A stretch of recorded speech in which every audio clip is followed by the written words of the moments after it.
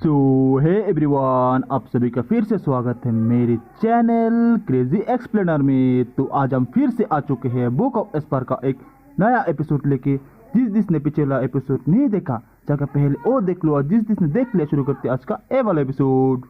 Episode के starting में वेनेवल को जूफेन की ओर आगे बढ़ते हुए कहते हैं कि स्पेशली तौर पर हमारा हीरो जूफेन जो कि यहाँ पर 100 लोगों के बराबर है। तो कहते हुए वेनेवल गुई जूफेन के उसे चोट वाले हाथ पर सबासी दे मारते हैं, जिस वजह से जूफेन को एक भयंकर दर्द होता है, मगर अब क्या ही करे बेचारा, किसी को बता भी नहीं सकता। जबकि इधर वेनेवल गुई आगे कहते हैं कि और यहाँ इस जगह डबल ड्रैगन गैदरिंग में जूफेन ने ही सबसे बिगेस्ट क्रेडिट कमाई है। तो इसलिए जब हम सबसे पहले अपने सेक्ट में वापस जाएंगे, हम लोग सबसे पहला काम जूफेन को रिवॉर्ड देने का ही करेंगे, क्योंकि फ्यूचर में जूफेन ही तो हमारे डीमन स्कैमिंग सेक्ट का एक इम्पोर्टेंट प्लेयर होगा। जबकि इधर वेनेवलियन कहते हैं कि अब हमारी पोजीशन मिडिल 3 सेक्टरों में पूरी तरीके से सिक्योर हो चुकी है, और हम लोग यहाँ तक कि मिडिल 3 सेक्टरों के 2 सेक्टरों को चैलेंज भी कर चुके हैं। मगर लेकिन हमारे लिए वो सभी पिछले चैलेंजेस तो कुछ भी नहीं थे, वो सब कुछ तो बस एक छोटी सी मिट्टी की ही बातें थी। लेकिन अब हमारे लिए अगली 4 चुनौती हमारे लिए असली मुश्किलें हैं, जिनके साथ हमें डील करना है। स्पेशली तौर पे तो वो मिडिल 3 सेक्टरों का top sect the sword God sect. तो वेनेवल गुई के इस बात के ऊपर वेनेवल गुई भी कहते हैं कि हाँ बिल्कुल सही, हमारे लिए सबसे बड़ा उद्देश्य तो यही है कि हम लोग आगे भी अपने चैलेंजेस को कैसे जारी रख पाएंगे, क्योंकि स्वॉर्ड गॉड सेक्ट की ताकत भी सुपीरियर 3 सेक्टरों के काफी ज्यादा करीब है। इसलिए अब हमें बिल्कुल सावधानी से चलना होगा। इधर दोनों वेनेवल जब ये सारी बातें कर ही रहे होते हैं कि तभी पीछे से ल्यूजी उन्हें आवाज लगाते हुए कहता है कि वेनेवल सर, आपके डिस्कशन के बीच में आने के लिए माफी चाहूंगा, मगर कल होने वाली फाइट के बारे में डिस्कशन करने से पहले उससे पहले आप मुझे हील कर सकते हैं, क्योंकि मुझे अभी ऐसी फीलिंग्स हो रही है कि कहीं ये शरीर ही मुझे धोखा न दे दे। ल्यूजी की इस बात पर वेनेवल को भड़कते हुए चिल्लाते हुए उससे कहते हैं कि आखिर तुम्हारी हिम्मत कैसे हुई मुझसे यहाँ पर मदद मांगने की, और जरा मुझे बताओ कि आखिर तुम्हारे उस 2 कौड़ी के माथे में किस तरीके का दिमाग बड़ा है, जो कि तुम फाइट करने के लिए इतने ज्यादा आगे निकल गए, जो कि हान युनफेंग को भी अपनी लाइफ का रिस्क लेकर के आगे बढ़ना पड़ा। और जरा कुईलिंग और बाकी के सभी लोगों को देखो, वो लोग एक हीरो को देखते ही क्लियरली पहचान लेते हैं, और उनके उन कामों ने जनता के बीच में हमारा सम्मान बढ़ाया है, और हमारे डीमन स्कैमिंग सेक्ट के नाम को एक नया रूप दिलाया है। और जरा मैं तुम्हें बता दूं कि अगर तुम उसे हराने में भी कामयाब हो जाते, मगर फिर भी तुम्हारी उस जीत का कोई मतलब नहीं होता, कि उससे तुम तो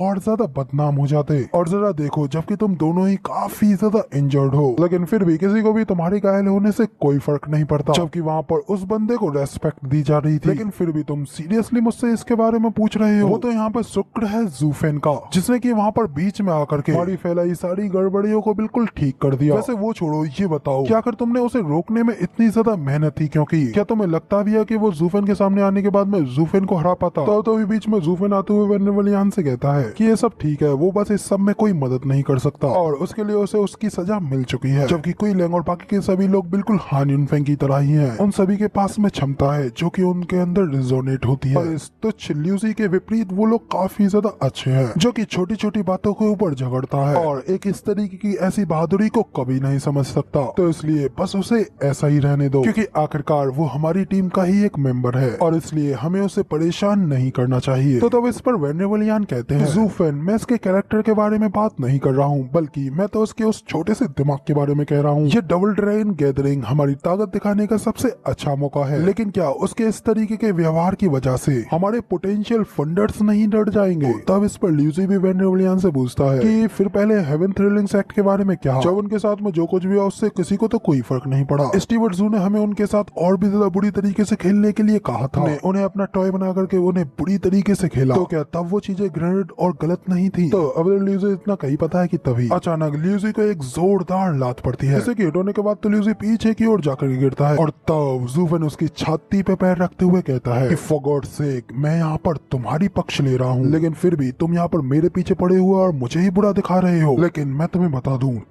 तब मैंने वो सब कुछ जानबूझ करके किया था, क्योंकि तब हमें सभी को अपनी पावर और ग्रेस को दिखाना था, क्योंकि तब हम चाहते थे कि लोग हमें देख करके हमें गुणवान समझें। इसलिए तब हमें सभी लोगों को ये भी दिखाना था कि हम लोग कोई इजी अपोनेंट नहीं है जिसे कि कोई भी आसानी से हरा दे। इससे फ्यूचर हमारे पक्ष में ही होगा, हमारे सारे सौदे भी आसान हो जाएंगे। इसे प्रिमिटिव स्टाइल कहते हैं, समझे? तो तब आगे वेनेवलियन कहते हैं, तो क्या तुमने सुना, स्टीवर्ट जू एक ब्रिलियंट इंसान है, और तुम जैसा एक मूर्ख व्यक्ति तो कभी भी उनकी बराबरी नहीं कर सकता, और मेरे ख्याल से हमें इस बच्चे को और अच्छी तरीके से सिखाना चाहिए, नहीं तो कौन जानता है कि बाद में भी ये कहीं और ज्यादा और बड़ी मुसीबत खड़ी कर दे। तो तब इस पर ज़ूफेन वेनेवलियान से कहता है कि आपको चिंता करने की कोई जरूरत नहीं है, मैं सबसे पहले इसे हील करूंगा और फिर इसे इस सब के बारे में सिखाऊंगा। उसके बाद अगले सीन में हमें दिखाया जाता है ज़ूफेन और उसके कोर्टयार्ड को, यहाँ पे एक कमरे के अंदर ज़ूफेन ल्यूजी को ला करके उसे जमीन पर पटकता है और फिर ज़ूफेन ल्यूजी से पूछता है कि ल्यूजी अभी क्या हुआ था, क्या तुम हान यिनफेंग के बारे में भी कुछ बताने वाले थे? तब इस पर ल्यूजी ज़ूफेन के सामने डरते हुए कांपते हुए कहता है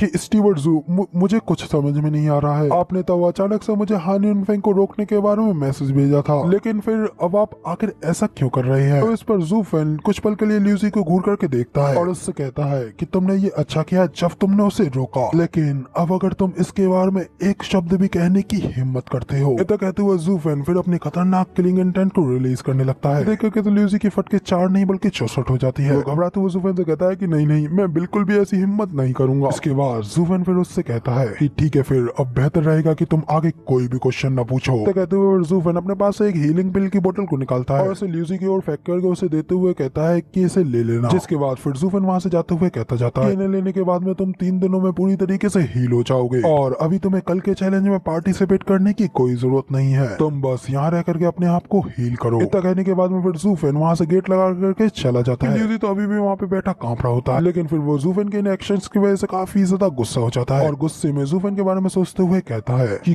तुम कमीने ज़ूफेन, तुम ही वो हो जो कि शैडोज में छुप करके अपना काम निकाल रहा है, और जब मैं गिरने लगता हूँ तो तभी तुम ग्लोरी पाने लगते हो, तुम्हें सारी मेरिट्स मिलती है और मुझे कुछ भी नहीं। मगर अब तुम बस इंतजार करो, ये अभी पूरी तरीके से खत्म नहीं हुआ है। तो अब इसके बाद में हमें ज़ूफेन के रूम का सीन दिखाया जाता है, जहाँ पे कि ज़ूफेन सबसे पहले आने के बाद में अपने चोखे को उतारता है, फिर अपने जख्मी हुए हाथ को देखने लगता है, जो कि अभी तक बिल्कुल भी हील नहीं हुआ होता है, बल्कि ज़ूफेन के जख्म थोड़े और खुल गए होते हैं। तो अपने जख्म को देखते हुए ज़ूफेन फाइन यिन के बारे में सोचते हुए कहता है, डैम फाइन यिन, तुम बिल्कुल सांड की तरह हो, लेकिन आखिर इस हीलिंग रेट का क्या मतलब है? बस सिर्फ जरा सा छूने की वजह से ही मेरा ये जख्म फिर से खुल गया, और ये सब कुछ उस ल्यूजी के टालम टोल का ही नतीजा है, वरना तो लड़ने की वजह से मेरा ये घाव सबके सामने एक्सपोज्ड हो जाता। तो ज़ूफेन ये सब कहते हुए आगे बढ़ ही रहा होता है कि तभी पीछे से अचानक कोई हंसते हुए ज़ूफेन से कहता है कि ओ, तो अब मैं समझा, मैं सोच ही रहा था कि तब तुम पहले इतना ज्यादा अजीब व्यवहार क्यों कर रहे थे, तो अब मुझे पता चला कि तुम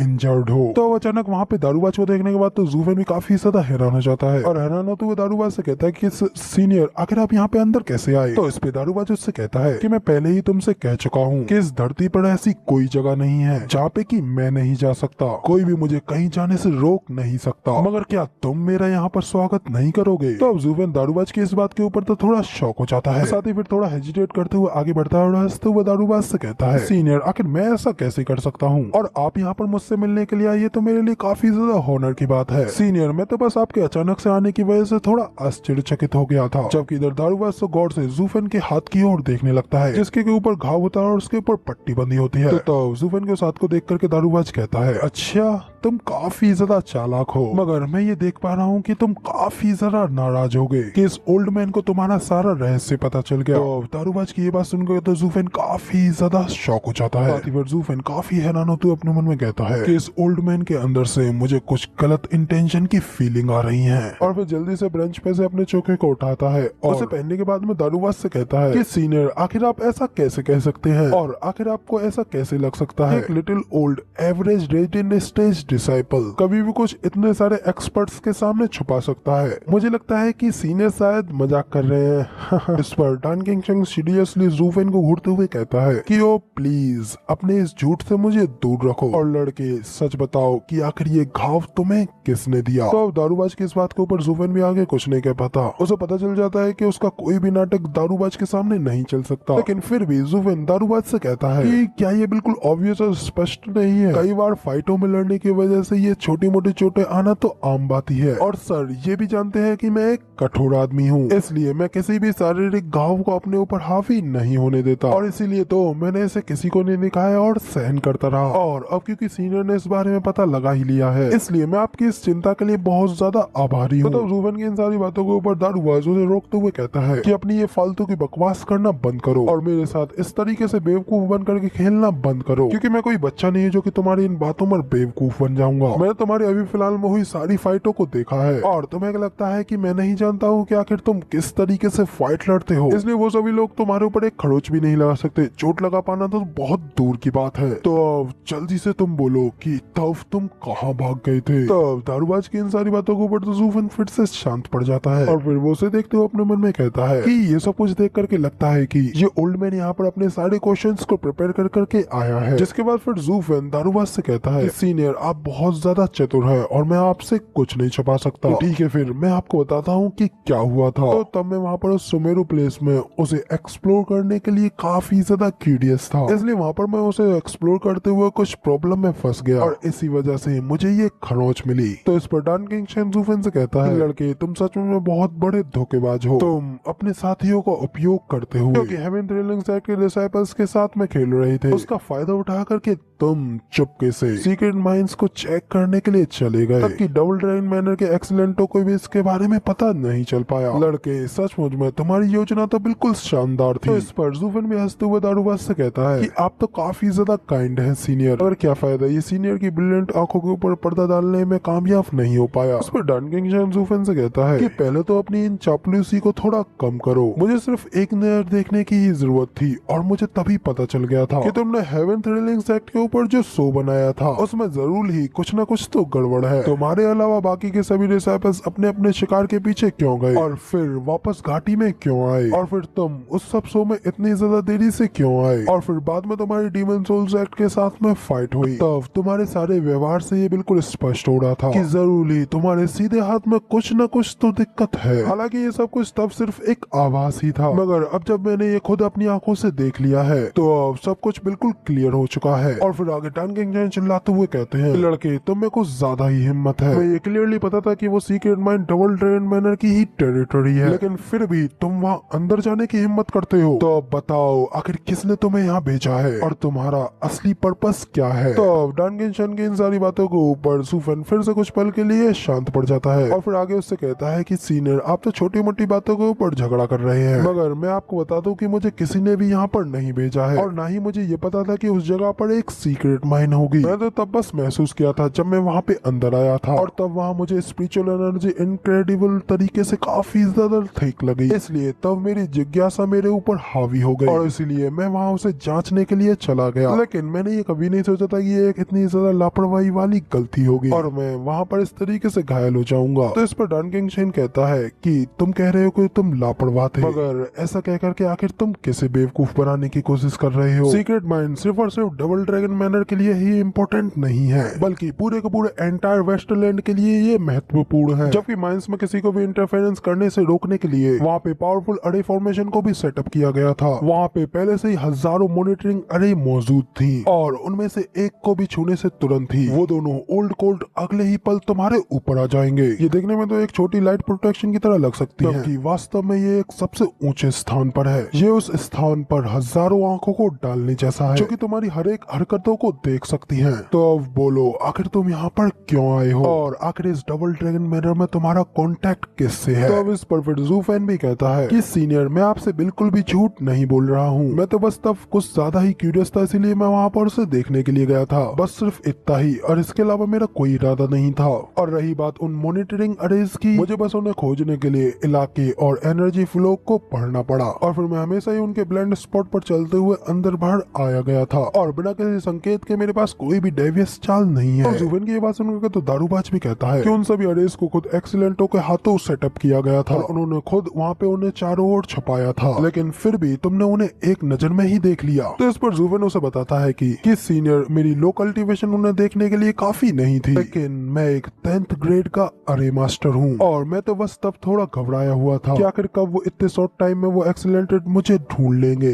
जो मेरे पास था। और क्या आपको पता है कि अगर मेरे पास समय होता तो मैं उन फॉर्मेशन को भी बड़ी आसानी से तोड़ सकता था। तो ज़ूफेन की ये सारी बातों को सुनने के बाद में तो डान किंग शेन भी सोचने में मजबूर हो जाता है और अपने मन में कहता है कि उन दोनों एक्सीलेंटों ने खुद अपने हाथों से उन्हें सेटअप किया था और तुम एक छोटे से नाक सिकोड़ने वाले बच्चे ने कहा कि तुम उन्हें तोड़ सकते हो, लेकिन यहाँ टैलेंट की भी कोई सीमा होती है। लेकिन इसके फेस को देख करके ये क्लियरली पता चल रहा है कि ये बिल्कुल सच बोल रहा है और मुझे ना चाहते हुए भी इसके ऊपर विश्वास करना होगा। तो इधर दारूबाज को इतनी ज्यादा सोच में देख करके तो ज़ूफेन भी स्माइल करते हुए कहता है कि सीनियर, और फिर साथ ही वो मजाक के वे में कहता कहता है कि अगर मेरा इस डबल ड्रैगन मैनर में कोई साथी है तो वो सिर्फ आप ही है। और ज़ूफेन की इस बात के ऊपर तो डनकेंशन भी चिढ़ते हुए कहता है कि लड़के तुम यहाँ पर गड़बड़ियां करते हुए पकड़े गए हो, लेकिन अब तुम इसमें मुझे भी घसीटने की कोशिश कर रहे हो। तो इस पर फिर ज़ूफेन भी हंसते हुए कहता है कि सीनियर आप ऐसा नहीं कह सकते, क्योंकि यहाँ वो आप ही हैं जो कि यहाँ पर किसी काम के लिए आए हैं, और अब आप मेरी सीमाओं को परखने के इरादे से मेरे पास आए हैं, तो फिर आखिर ये सब मेरी गलती कैसे हो सकती है। तो इधर ज़ूफेन की इस बात के ऊपर डनकेंशन भी थोड़ा शॉक हो जाता है, फिर खुद पर काबू करते हुए खांसते हुए कहता है कि बच्चे मैं यहाँ पर सिर्फ कुछ चेक करने के लिए आया हूँ और इसके अलावा और कुछ भी नहीं, इसलिए अब तुम बेबुनियाद अंदाजे लगाना बंद करो। तो डनकेंशन के इस बिहेवियर पर ज़ूफेन कहता है सीनियर आप इस डबल ड्रैगन मैनर के पार्ट नहीं है, और अब क्योंकि आपको मेरे सीक्रेट माइंस की सीक्रेट ट्रिप के बारे में पता चल गया है, इसलिए आपके पास मेरे पास आकर के क्वेश्चन पूछने का कोई रीजन नहीं था, लेकिन फिर भी आप यहाँ मेरे पास में आए और यहाँ पर मेरे कॉन्टेक्ट पर्सन के बारे में पूछते रहे। तो इसका मतलब तो यही है कि अब आपके पास में सिर्फ दो उद्देश्य हैं। पहला ये कि आप अभी भी डबल ड्रैगन मैनर की काफी ज्यादा परवाह करते हैं और इसके ऊपर से हर प्रकार के खतरे को हटा करके इसकी प्रोटेक्शन करना चाहते हैं। हालांकि मेरे ये सारे काम के बारे में उन्हें सूचना दे करके आप इस काम को बड़ी ही आसानी से पहले ही कर सकते थे, लेकिन या फिर आपके पास अभी भी दूसरा उद्देश्य बचा है, जो कि है छुप करके बातें सुनना और अपने किसी सीक्रेट काम को कंप्लीट करना। और ये सब कुछ देख करके मुझे हायर प्रोबेबिलिटी इसी काम की लगती है। आप यहाँ पर अपना दूसरा पर्पस पूरा करना चाहते हैं, क्योंकि यही आपका मेन उद्देश्य है, जिसके लिए आपको यहाँ पर एक अंदरूनी व्यक्ति की आवश्यकता है, जो कि इस करंट डबल ड्रैगन मैनर के बारे में सब कुछ जानता हो। क्योंकि क्या आपने पहले स्वयं ही ये नहीं कहा था कि आप कई वर्षों से यहाँ से गायब हैं? तो इधर ज़ूफेन की ये बात सुनकर डनकेंशन और भी ज्यादा हैरान हो जाते हैं और उनके पास ज़ूफेन की इस बात का कोई जवाब नहीं होता। और फिर वो आगे ज़ूफेन से कहते हैं कि वाकई में क्या तुम्हें पता है कि तुम एक लिटिल सन की हो? क्या तुम्हें पता है कि तुमने मुझे मेरी लास्ट डिटेल तक बता दी? और अब इसमें कोई आश्चर्य नहीं है कि आपने डीमन सोल सेक्ट के साथ ल्यूजी, जो कि तुम्हारी बात नहीं मानता और तुम्हारे साथ विवाद में भी था, लेकिन फिर भी तुमने उसे बीच में आने दिया, उन सब दूसरों की जगह जो कि बस यही सुनते, क्योंकि वो बेहतर काम करेगा। तो अब इस पर फिर ज़ूफेन भी हंसते हुए कहता है कि दूसरों का इस्तेमाल करते हुए हर पहलू पर विचार करने की आवश्यकता होती है। ल्यूजी एक तुच्छ और अनट्रस्टी पर्सन है, जिसके ऊपर कभी विश्वास नहीं किया जा सकता, और इसीलिए कभी कभी कुछ चीजें इस तरीके के तुच्छ लोग ही कर सकते हैं। तो सीनियर प्लीज मुझे बताओ कि आखिर आपको मेरी क्या जरूरत है? तो ज़ूफेन की इस बात को सुनने के बाद में तो डनकेंशन भी कहता है खैर मैं चाहता हूँ कि, तो कहने के बाद में फिर डनकेंशन ज़ूफेन की ओर इशारा करता है और कहता है कि जिस स्वॉर्ड ने तुम्हें जख्मी किया है मैं वो चाहता हूँ। तो दारूबाज की ये बात सुनकर तो ज़ूफेन और भी ज्यादा शॉक हो जाता है और अपने मन में कहता है कि क्या वो सीक्रेट वेपन? ज़ूफेन आगे हैरान परेशान अपने मन में कहता है इसका मतलब डनकेंशन वापस इस डबल ड्रैगन मैनर में उस सीक्रेट वेपन के लिए आया है, मगर लेकिन अब क्या वो सीक्रेट वेपन तो मैंने ऑलरेडी अपने वश में कर लिया है, और अब अगर ऐसे उसके बारे में पता चल गया तो ये मुझे मार डालेगा और सिर्फ मिनटों में उसे वापस जब्त कर लेगा। नहीं, मैं किसी भी कीमत पे इसे उसके बारे में पता नहीं लगने दे सकता, इसलिए अब मैं चाहे जो भी करूँ, मगर मुझे उसे कभी भी ये संदेह नहीं होने देना चाहिए कि उसका शक सीधा मुझ पर आ जाए और मैं उसका सस्पेक्ट बन जाऊँ। तो इधर ज़ूफेन को इस तरीके से शांत देख करके किंगचन उससे कहता है कि क्या कहा तुमने? Secret weapon? आखिर तुम्हें उसके बारे में किसने बताया? तो डनकेंशन की इस बात पर तो ज़ूफेन की भी एक मिनट के लिए हवाई उड़ जाती हैं। तो अपने आप को संभालते हुए उससे कहता है कि जब मैं उस केव में अंदर गया था तो मैंने वहाँ पर एक लंबी तलवार, जिसके के अंदर शार्प भरपूर स्पिरिचुअलिटी थी, और वो एक्चुअली में खुद ब खुद मूव कर रही थी। तो इसका मतलब तो यही है कि ऐसा कोई तरीका नहीं है कि मैं उसे एक आर्म से स्पिरिचुअल वेपन की तरह समझूं, इसलिए उस मूवमेंट पर मैंने इंस्पायर होकर के उस स्वॉर्ड को एक सीक्रेट वेपन कहा। तो ज़ूफेन की ये बात सुनकर के डनकेंशन कहता है कि ओ तो अब मैं समझा, तुमने खुद ही उसको ये नाम दे दिया। मुझे एक्चुअली में एक पल के लिए तो ये लगा था कि तुम उस वोल्टिंग स्वॉर्ड की हिस्ट्री के बारे में जानते हो। तो स्वॉर्ड का नाम सुनकर के तो ज़ूफेन भी गेम में स्वॉर्ड का नाम लेते हुए कहता है कि क्या वोल्टिंग स्वॉर्ड? तो इस पर डनकेंशन कहता है कि हाँ वो वोल्टिंग स्वॉर्ड थी। इस कॉन्टिनेंट के 5 रीजन्स हैं और हर एक रीजन के पास में उन पे खुद की एक स्पिरिचुअल माइन है, और उन सीक्रेट माइंसों में युगों से नेचुरल तरीके से स्वयं उनकी रक्षा करने के लिए एक एक डिवाइन स्वॉर्ड रखी हुई है, और इस वेस्टरलैंड में वो वोल्टिंग स्वॉर्ड है जिसे कि मैं यहाँ पर प्राप्त करना चाहता हूँ। लेकिन इस वेस्टरलैंड को बहुत पहले छोड़ देने के कारण मैंने सामान्य जीवन जीने का अधिकार खो दिया था, इसलिए अब मैं ये होप करता हूँ कि मैं उन सीक्रेट माइंस के रास्ता दिखाने वाले मैप को प्राप्त कर पाऊंगा, जिसके बाद उस तलवार को ले पाऊंगा। तो डनकेंशन की ये सारी बातें सुनने के बाद में तो ज़ूफेन भी अपने मन में कहता है कि ओ तो ये सब ऐसा है। जिसके बाद फिर जू फेन हंसते हुए डैन किंग शन से कहता है कि मगर जब मैंने उस वोल्टिंग स्वॉर्ड को देखा था तो सच में वो स्वॉर्ड तो बहुत ही ज्यादा भयानक थी और वो ऑलमोस्ट मेरी जान लेने ही वाली थी, फिर भी मैं मुश्किल से वहाँ से बच करके निकल पाया। तो इसलिए मैं ये पूछना चाहता हूँ कि क्या आप श्योर हैं आप उस स्वॉर्ड को आसानी से हैंडल कर लेंगे? इस पर डैन किंग शन भी कहता है कि हाँ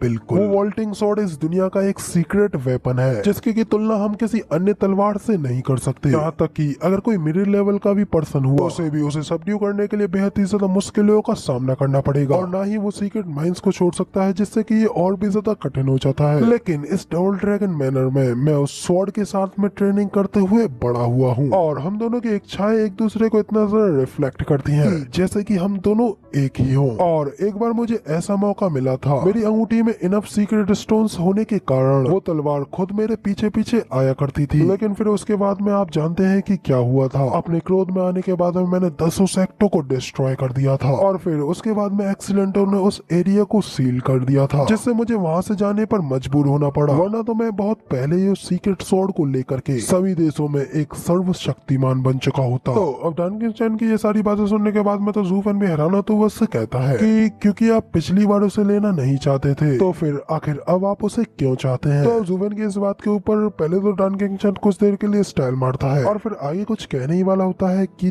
तभी वो अपना मुंह टेढ़ा करते हुए जू फेन से कहता है कि इससे तुम्हारा कोई लेना देना नहीं है। इसके बाद डैन किंग शन आगे जू फेन से कहता है, लड़के क्या तुमने नहीं कहा था कि तुमने उन मॉनिटरिंग अरेस्ट से होते हुए वहाँ जाने का रास्ता देखा है? तो इसलिए मुझे कोई फर्क नहीं पड़ता है कि वो सच है या फिर झूठ, मैं बस इतना चाहता हूँ कि तुम मेरे लिए उस सेफ पाथ को ड्रॉ करो और मैं इसे तुम्हारे लिए एक सार्थक चीज बनाऊंगा। तो डैन किंग शन की इस बात के ऊपर जू फेन अपने मन में कहता है, इस साल अगर मैंने इसे रास्ता दिखा दिया ना और वहाँ जाकर के जब ये उस केव को खाली देखेगा तो ये बंदा फिर से हैवान बन जाएगा और फिर क्या वो क्रोध में मुझे भी नहीं मार डालेगा? तो अब ये सब सोचने के बाद में फिर जू फेन चमकती हुई आंखों से डैन किंग शन से आगे कहता है कि सीनियर क्या आपने कभी ये सोचा है आपसे पहले किसी और को अपना मालिक स्वीकार कर सकती है? इस पर डैन किंग शन कहता है कि नहीं, ये पॉसिबल ही नहीं है। क्या मैंने तुम्हें नहीं बताया कि उस स्वॉर्ड की अपनी खुद की एक विल है और वो ऐसे ही किसी को फॉलो नहीं कर सकती जब तक। इस पे जू फेन डैन किंग शन तो पूछता है कि हाँ जब तक कि क्या? तो डैन किंग शन बताता है जब तक कि खुद एक्सीलेंटेड वहाँ पे आकर के उस स्वॉर्ड को विचलित न कर दे। वो वोल्टिंग स्वॉर्ड उन एक्सीलेंटों की देखभाल में है, इसलिए वो स्वॉर्ड निश्चित रूप से उन्हीं की सुनती है और अगर वो उसे उसकी जगह से मूव करवाना चाहे तो वो उनकी आज्ञा का पालन जरूर करेगी। डैन किंग शन की इस बात के ऊपर फिर जू फेन स्माइल करते हुए अपने मन में कहता है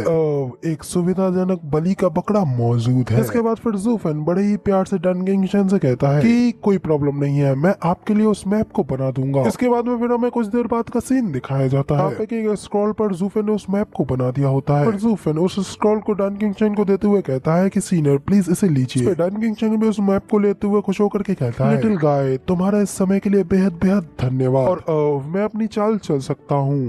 इस पर जू फेन भी हंसते हुए कहता है कि ये कोई परेशानी की बात नहीं है, सीनियर एक स्ट्रेट फॉरवर्ड पर्सन है, इसलिए मुझे यकीन है कि सीनियर की हेल्प करने की वजह से सीनियर निश्चित रूप से मुझे भी अनदेखा नहीं करेंगे। तो इस पर डैन किंग शन भी उससे कहता है कि मैं तो बस इतना जानता था कि जब मैं तुम्हें अपना कारण बताऊंगा तो तब तुम मुझसे मोल भाव करने की कोशिश करोगे, तो फिर अब तुम बताओ कि आखिर तुम क्या चाहते हो और फिर मैं उसे हासिल करने के लिए हर संभव प्रयास करूंगा। तो जू फेन उससे कहता है कि सीनियर आखिर आप ऐसा कैसे कह सकते हैं, मैं कोई बेवकूफ छोटी सोच वाला व्यक्ति नहीं हूँ और ये छोटा सा मैप तो मेरे लिए कुछ भी नहीं है। तो तब इस पर डैन किंग शन जू फेन से कहता है कि अपने दिमाग में इस बात को बचा करके रखो क्योंकि मैं बता दूं कि तुम कोई ऐसे व्यक्ति तो बिल्कुल भी नहीं हो जो कि एक अच्छे से मौके को इस तरीके से खो दे। तो ठीक है फिर मैं खुद ही तुम्हारा एहसान चुका रहा हूँ क्योंकि आखिर कौन जाता है कि बाद में तुम ऐसा क्या कर दोगे जिससे मुझे तुम्हारा एहसान उतारने में बहुत ज्यादा मुश्किल हो जाएगी, इसलिए नहीं मुझे आज ही तुम्हारे इस एहसान को चुकाना होगा। तो तब इस पर फिर जू फेन स्माइल करते हुए डैन किंग शन से पूछता है, ओ तो क्या सर ये वाकई में एक उचित रिवॉर्ड है जिसकी की तुलना एक सीक्रेट वेपन से की जा सकती है? तो फिर इस पर डैन किंग शन भी कहता है कि लड़के तुम सच में बहुत ही ज्यादा शार्प और हरामी हो, इसलिए तुम मुझे ये कहने पर मजबूर कर रहे हो ताकि तुम भी इससे कुछ भी ना खो और मेरे जैसा ओल्ड मैन भी किसी बच्चे को इस तरीके से धोखा नहीं दे सकता। मैंने तुम्हें एक कल्टीवेशन मेथड और एक मार्शल आर्ट देने की योजना बनाई थी लेकिन अब कोई बात नहीं क्योंकि तुमने कहा कि इसका मूल्य उस तलवार के मूल्य के बराबर होना चाहिए, इसलिए तुम्हें एक तुच्छ सा कल्टीवेशन मेथड देना बिल्कुल एक अपमान की तरह होगा। और डैन किंग शन की ये बात सुनते हुए फिर जू फेन में हंसते हुए कहता है कि हाँ आपने बिल्कुल सही कहा, मगर फिर फिर साथ ही वो अपने मन में कहता है एक मोरल वुमन आखिर किस मार्शल आर्ट का आविष्कार कर सकती है, मगर मैं तो यहाँ पर सिर्फ एक ट्रू एक्सपर्ट का प्रॉमिस चाहता हूँ और यही मेरे लिए एक ट्रू रिवॉर्ड होगा। तो इधर डन किंगस्टन अपने पास से एक सीक्रेट आर्ट निकालते हुए उसे ज़ूफेन को देते हुए कहता है कि ठीक है फिर मैं इसे एक एक्सेप्शन मानता हूँ और तुम्हें एक सीक्रेट आर्ट दूंगा जिसे कि मैंने खुद पर्सनली बनाया है और मेरे ख्याल से ये निश्चित रूप से तुम्हारे लिए काफी होगी। डन किंगस्टन के हाथ से उसे लेकर के तो ज़ूफेन उसे देखते हुए अपना मुंह बनाते हुए अपने मन में कहता है स्टिल अभी भी एक सीक्रेट आर्ट है। लेकिन जैसे ही ज़ूफेन उसे खोल करके देखता है तो वो काफी ज्यादा हैरान हो जाता है और हैरान होते हुए कहता है कि क्या ट्विन सोल आर्ट। तो इस पर डन किंगस्टन भी स्माइल करते हुए उससे कहता है कि हाँ बिल्कुल सही, ये वही है। लड़के तुम काफी हद तक मेरे जैसे हो, जैसा कि मैं पिछले दिनों में हुआ करता था, उतने ही टैलेंटेड और प्राउडेड। तो तब इस पर ज़ूफेन उसे कहता है कि अरे सीनियर क्या आप ज्यादा ही सेखी नहीं मार रहे हैं। तो डन किंगस्टन कहता है कि हाँ मगर ये सच है क्योंकि हम दोनों ने रेड इन स्टेज में अपनी सोल को फॉर्म करा लिया। तो डन किंगस्टन की इस बात के ऊपर तो ज़ूफेन काफी ज्यादा शॉक हो जाता है, उसकी आंखें खुली की खुली रह जाती है और वो हैरान होते हुए अपने मन में कहता है कि मैं इतना ज्यादा पावरफुल होने में कामयाब इसलिए हो पाया क्योंकि मेरे पास अशूरा फ्लेम थी जिससे कि मैंने अपनी सोल को रिफाइन किया, जबकि इस बंदे डन किंगस्टन ने लक्ष्य तक पहुंचने के लिए सिर्फ अपने ऊपर ही भरोसा किया। सचमुच ये वाकई में एक ट्रू जीनियस कहलाने के लायक है। अब ज़ूफेन को इतना ज्यादा शौक देख करके डन किंगस्टन भी उससे कहता है कि लड़के क्या तुम सचमुच में ये सोचते थे कि सिर्फ तुम ही यहाँ पर एकमात्र जीनियस हो? उन दिनों मेरा टैलेंट भी तुमसे बिल्कुल कम नहीं था, क्योंकि अगर ऐसा नहीं होता तो तुम्हें क्या लगता है कि आखिर मैं कैसे अपने दोनों मास्टर्स को सरपास करके इस वेस्टर्न लैंड का सबसे स्ट्रॉन्गेस्ट होने का टाइटल कमा पाता? मेरी इन सारी सफलताओं का श्रेय सिर्फ इन ट्विन सोल्स को जाता है। तो कहते हुए फिर डन किंगस्टन आगे बढ़ते हुए अपने हाथ को ऊपर उठाता है और फिर ज़ूफेन के सामने अपनी उंगली को उसके माथे पर लगाता है जिससे कि वो ज़ूफेन को अपनी ट्विन सोल दिखा सके। उसके बाद में जैसे ही डन किंगस्टन ये करता है ज़ूफेन अचानक से एक अलग ही गोल्डन डायमेंशन में पहुंच जाता है। वो अपने सामने के नजारे को देखते हुए काफी ज्यादा हैरान हो जाता है, उसकी आंखें खुली की खुली रह जाती हैं कि उसकी आंखों के सामने होती है डन किंगस्टन की ट्विन सोल, एक ड्रैगन और एक स्वॉर्ड। डन किंगस्टन फिर स्पिरिचुअल माइंड में उससे कहता है कि देखो वो है मेरी ट्विन सोल, जिनमें से कि एक तो स्वॉर्ड है और दूसरी हेवन ड्रैगन सोल है। तो इसमें बस इतना ही। Like share and subscribe.